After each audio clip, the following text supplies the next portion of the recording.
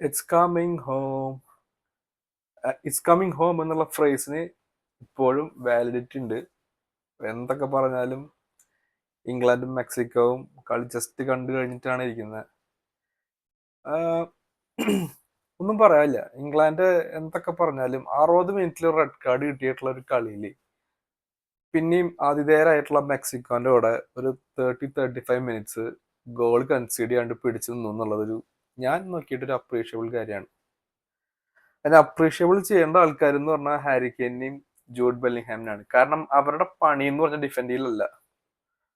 എന്നിട്ടും ഒരു സിറ്റുവേഷൻ ഉണ്ടായിട്ട് ഞങ്ങളുടെ നാട്ടിലൊക്കെ ചത്ത് കളിച്ചു എന്ന് പറയില്ലേ, അല്ലെങ്കിൽ മരിച്ചു കളിച്ചു എന്നൊക്കെ പറയണ പോലെ ഇവർ രണ്ടുപേരും, പിന്നെ ആ രണ്ട് വിങ്ങർമാരെയും അവരും പറയാണ്ടിരിക്കാൻ പറ്റില്ല. പിന്നെ കോച്ചിന്റെ ഡിസിഷൻസ് എല്ലാം കറക്റ്റ് ആണ്. ഒന്നും ഒരു തെറ്റും പറയാനില്ല. ഇപ്പൊ വേണമെങ്കിൽ റാഷ്ഫോർഡ് സബ് ചെയ്തിരിക്കുന്നുണ്ട്, ഒരിക്കലും റാഷ്ഫോർഡിനെ ഇറക്കിയില്ല. കാരണം ഇറക്കിയിട്ട് കാര്യമില്ല, നമുക്ക് അതൊക്കെ അറിയാവുന്ന കാര്യമാണ്. കറക്റ്റ് ഡിസിഷൻസ് ഒന്നും എല്ലാം. അപ്പോൾ ഇറ്റ്സ് കമ്മിങ് ഹോം എന്നുള്ളത് നമുക്ക് വീണ്ടും കാത്തിരുന്ന് കാണാം.